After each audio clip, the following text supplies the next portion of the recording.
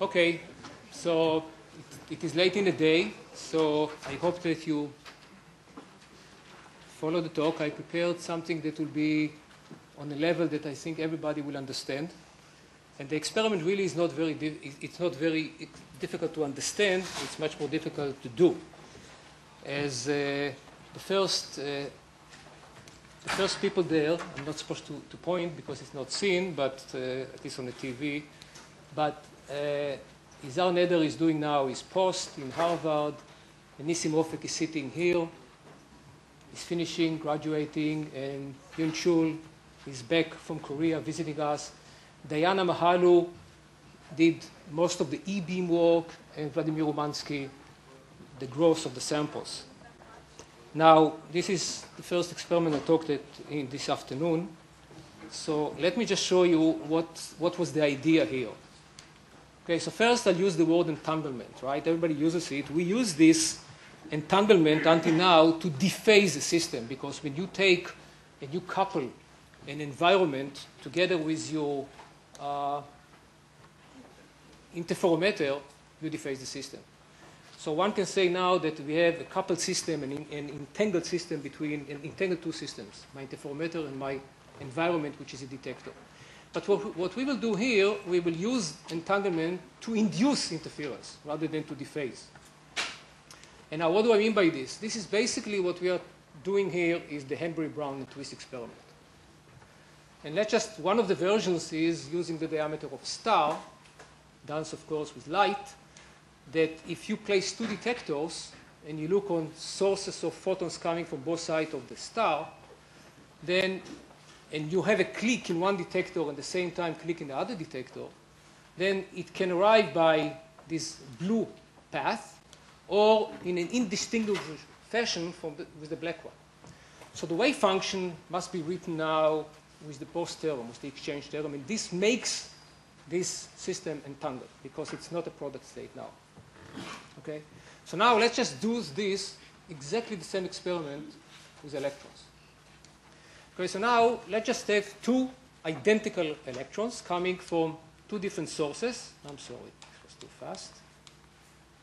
Okay? And let's just write what is the probability, right, a wave function of detecting an electron, one at this detector and one in that detector here.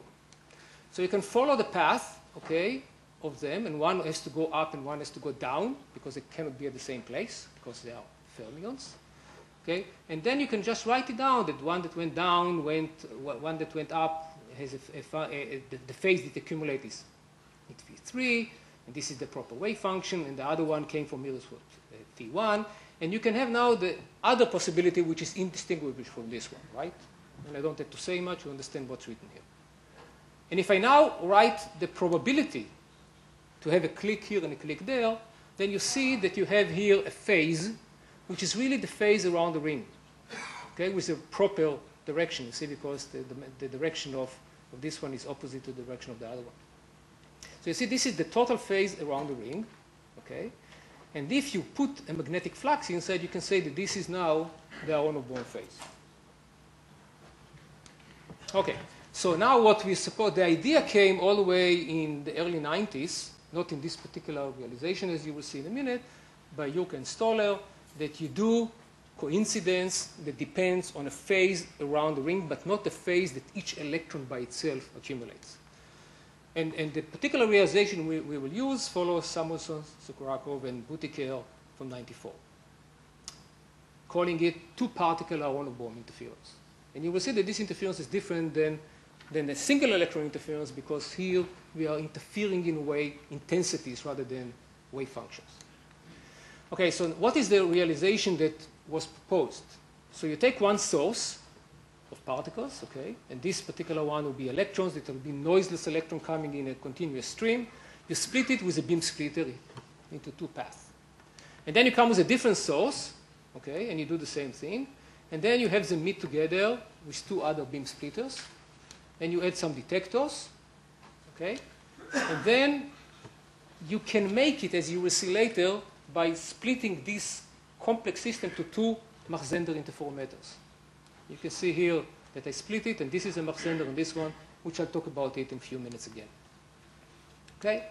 And then, if I look now on the cross-correlation between two detectors, opposite side detectors, again, I will get this phase enclosed in this area, the phase around the ring.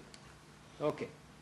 So, but I want now to note here that you will get some interference in the cross-correlation of intensities, but each particle does not enclose a flux.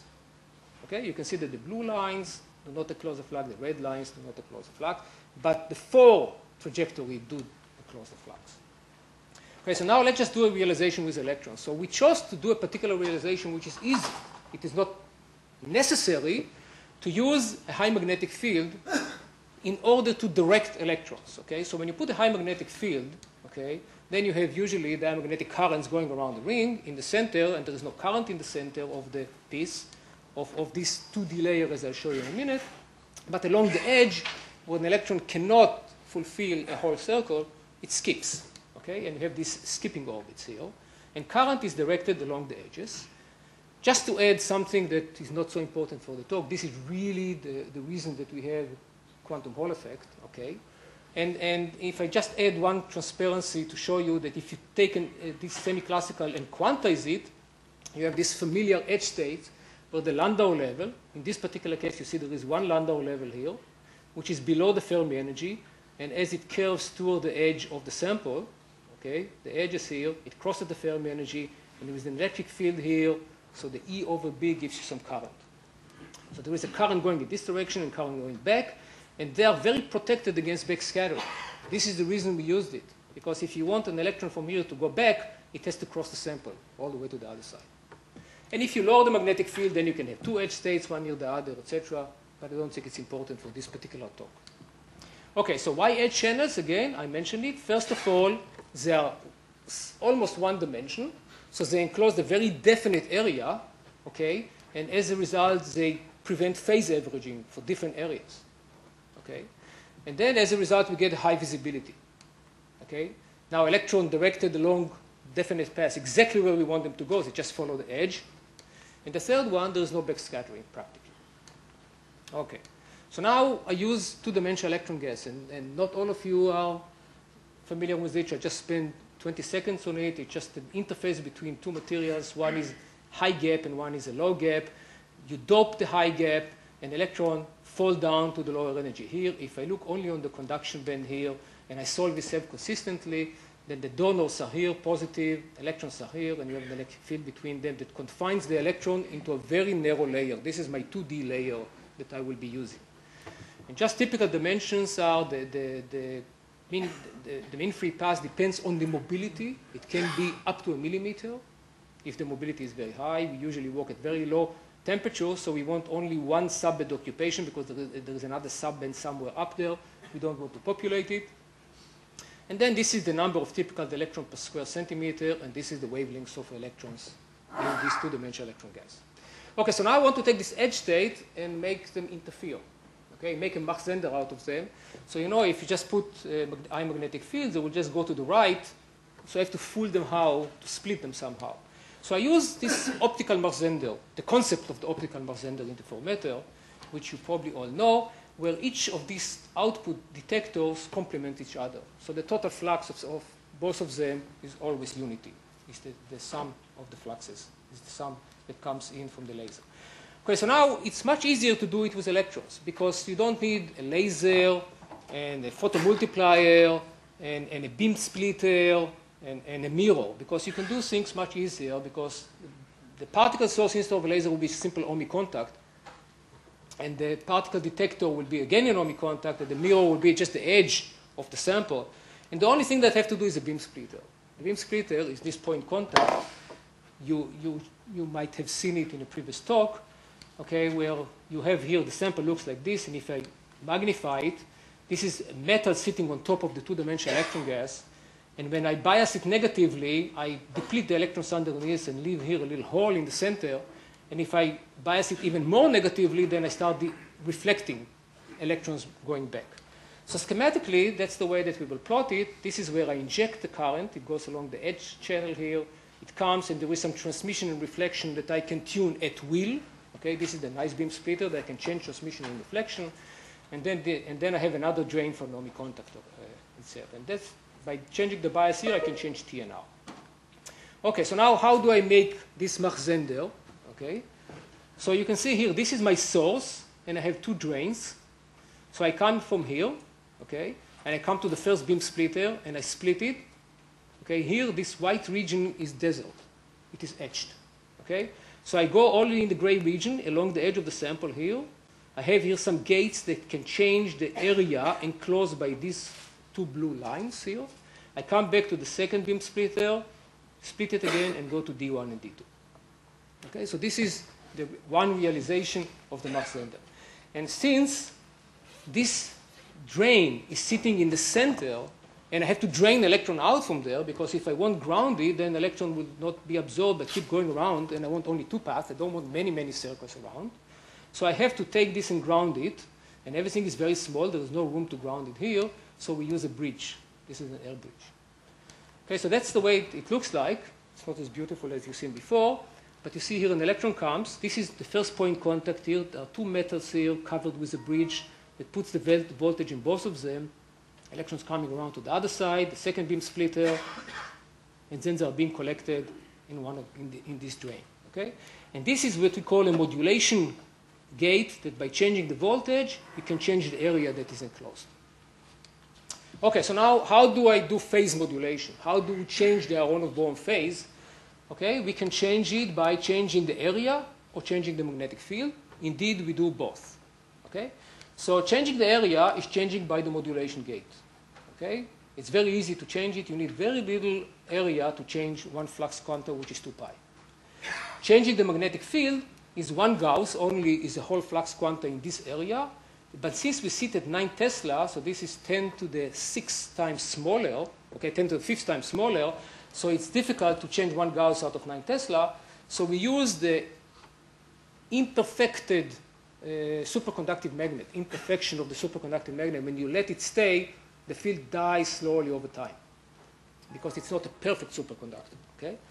And then if you come after a night, you get few oscillations. It's about a Gauss an hour that the field dies.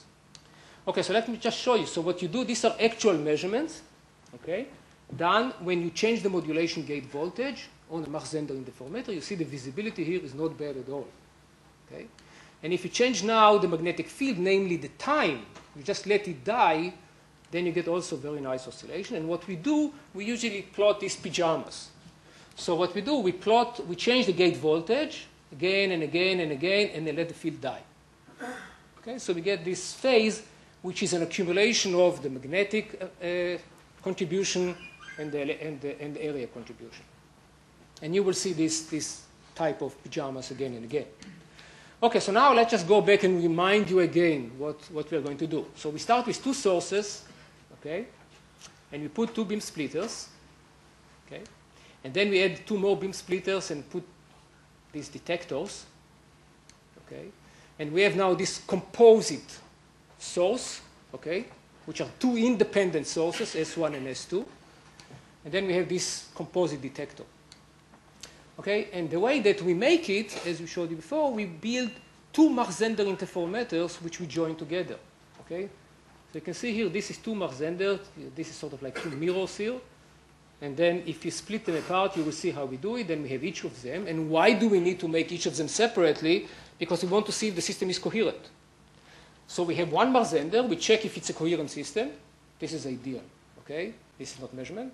So if it's a coherent system, then we check the other Mach-Zehnder, and then we join them together. Okay, and so we measure particular phase in each of these Mach-Zehnders, and then the phase that we expect to get from these 2 particle Mach-Zehnder or 2 particle interferometer is the sum of these 2 Aharonov-Bohm phases, because the area is doubled.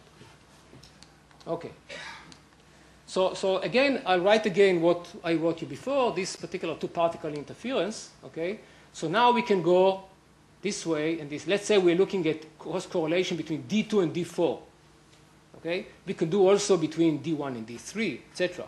But if we look on D2 and D4, then an electron can come from here, and another one can come from here. That's what's written up here. Or, in a total indistinguishable way, from this way. So we have to write now the other possibility with a minus sign. Okay? And then the probability again is what we said before, is the sum of all these phases around the ring. Okay? Which is actually, when you put a magnetic field, the Aharonov-Bohm phase. So now I'll just do the experiment itself. Okay? So we work with this particular two-dimensional electron gas. Here is the mobility, carrier density. We work at very low temperatures in a dilution refrigerator. We don't want to have any phase averaging, okay? And we want to have separate edge states. So the temperature is 10 millikelvin. And we work at 9 Tesla. And basically, we work in filling factor 1 of the quantum Hall effect. Namely, we are working with one edge state, okay? Filling factor 1, one edge channel on the right and one edge channel on the left, okay? And this is the interferometer that we talked about, okay? Just the configuration is a bit different. You will see in a second why. That's the area enclosed. This is my quantum point contact, one beam splitter, another one. And this is here, this modulation gate. And this is my bridge, and this is the source, and these are the two drains. The other drain is here. Okay, so the realization is take two of them, okay? And then you join them together. And you separate them because we want to measure, to check each of them separately, to see if there is a coherent, if each of them is coherent. So we put here another gate that when you bias it negatively, it opens up the two systems that have been separated because the area under the gate is depleted. Okay? And when you open them up, then you get this complex system that it is the two particle. It might be a little bit difficult to look at it here, but this is exactly the two particle interference, interferometer that we were looking for. Okay, so now this is the realization. Mind you that this work that you see here lasted many, many years until completion. So at some point we were almost sure that we cannot measure it, and we were thinking, why it doesn't work? Maybe there is interesting physics because it doesn't work. It lasted almost 4 years. So it's a bit difficult to see here all the parts because of all the bridges here, but if I remove the bridges, it will be a bit easier. These are the point contacts here. You see, this is the modulation gate here. Okay, it's another one. It's another point contact here too. These are the OMI contacts that I have to put the bridge and pull them out. You see, this is the etched region here. This is the holes in the center, the deserts. These are all the metals that come along. So see, this is the way it looks after you fabricate it. Okay, so now let's just do the experiment themselves. So what I want only to note here, this is the pass is 8 microns. I'll come back in a second to it. So the measurement procedure is very simple. Okay, so we change the gate voltage very, very fast. We do these pajamas. Okay, and we let the magnetic field die. Okay, so first we separate them with the middle gate.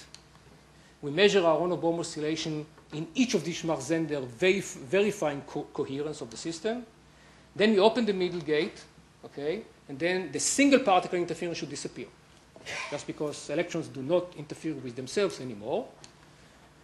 And then we do now cross-correlation, okay, between two detectors as a function of the total Aharonov-Bohm phase of the two Schmarz-Zender joined together.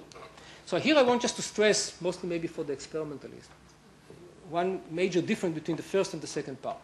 When I say that we measure coherence of each Schmarz-Zender, we measure conductance, we put a signal at a source and measure it at one of the drains of a single Schmarz-Zender.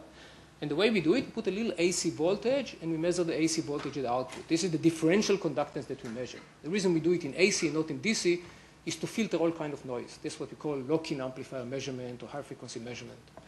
So the way that we measure it is by putting a small AC voltage in source 1 and measuring, let's say, in drain 1, and then we put in source 2 of the other Schmarz-Zender and measuring in drain 2. We measure, we find each of them is coherent. Then we do the cross-correlation, okay? The cross-correlation is done differently because then there is no interference anymore. So we look at cross-correlation between the electrons arriving here and electron arrives here. I want to know that the correlation between these two electrons arriving changes with an Aharonov-Bohm flux, okay? But what we look at the electron arriving, we look at fluctuation of current. We look on correlation between shot noise here and shot noise here. Okay, there's no any AC signal here. We just look at correlation between noises, namely arrival of electrons. So the way you do it, you input two independent but equal DC sources in both sources, and then you have some shot noise here, and you have some shot noise here, and you multiply them, and you do the cross-correlation. Okay, so the parameters of the system, again, maybe for experimentalists, that we use very small amount of current. We want to use very little amount of voltage, not to decohere the system. Okay, so 0.3 nanoamp, which gives you only a few microelectron volt DC voltage. The wave packet at this voltage is about 30 microns. Okay, if you know the velocity of the electrons, you know approximate the wave. So it's much bigger than this 8 microns, which is the size of the interferometer itself. So we are assuring that we have about 1 electron at a time in the system. Okay, because the voltage is very small and the way to coherence length is very, very long. So the reason that we wanted to have 1 electron at a time is to minimize Coulomb interaction between electrons, because if you put a higher voltage, the wave packet gets smaller, you have many electrons sitting inside, there is strong interaction between the electrons, and then the visibility behaves in a very funny way. And that's a different talk altogether. So we wanted to work very close to near the linear regime. And then we measure these fluctuations, okay, at some frequency, which shows to be about 0.8 megahertz, which is somewhere higher than 1 over f noise, okay, and the bandwidth of 60 kilohertz, which really we don't measure 1 electron. We average over 30,000 electrons at a time because of the bandwidth, okay? We don't measure, it's not clicks that the people are doing with photons. Here we measure currents. And then you see, I don't know if it tells you something, but the expected cross-correlation signal is this number, which is very, very, very small. If you're not used to amp square per hertz, then it's difficult, but it's sort of, I would say, micro tenths of microkelvin on a 10 kilo ohm resistor. This tells you something. 10 kilo ohm resistor, put some 50 microkelvin. This would be the thermal noise, the Johnson-Nyquist noise that you will measure. But the background noise that we achieved was very, very small. Okay, so there was no any problem to measure this.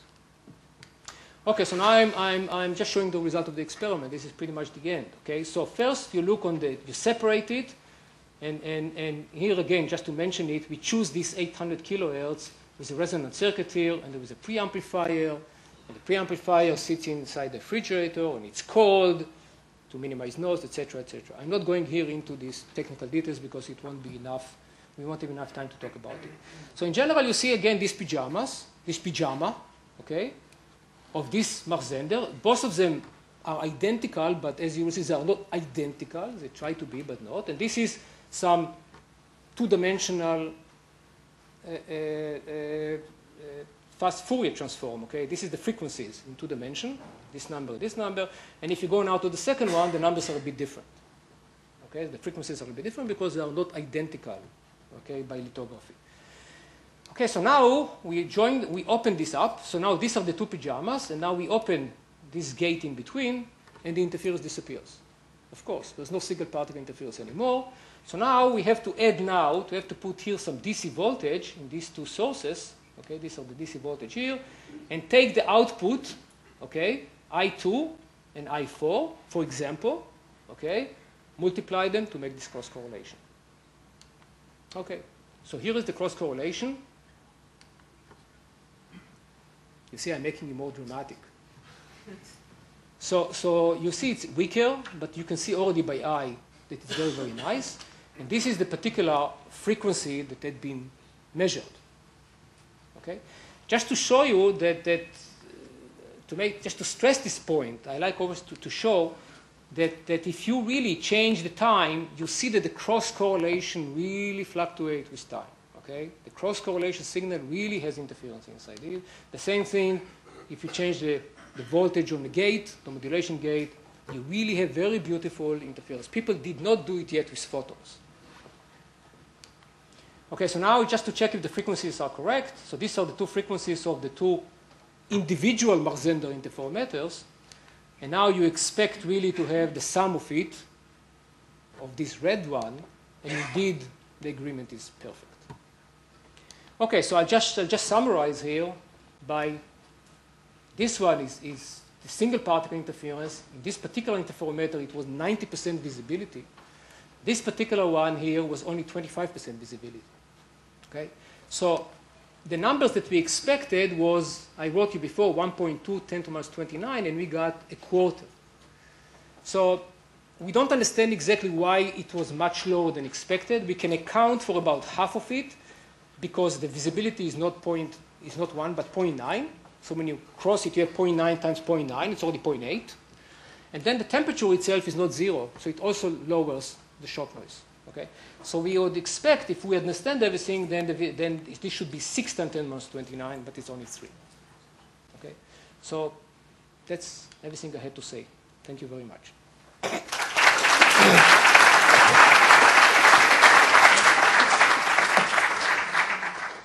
Very beautiful. Thank you. Very well designed. Any questions? One question maybe.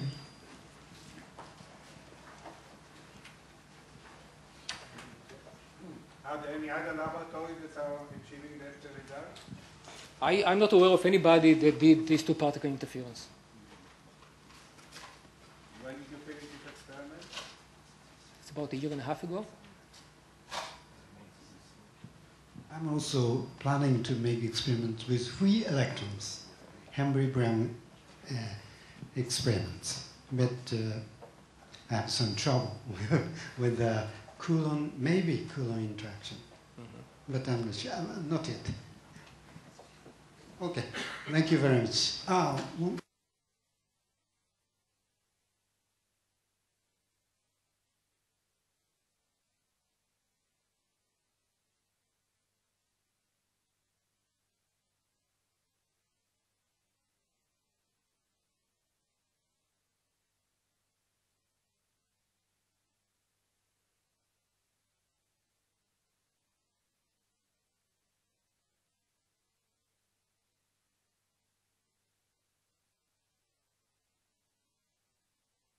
Fluctuates, it changes the area by 10 to the minus 15 meters squared, then you have already 2 pi.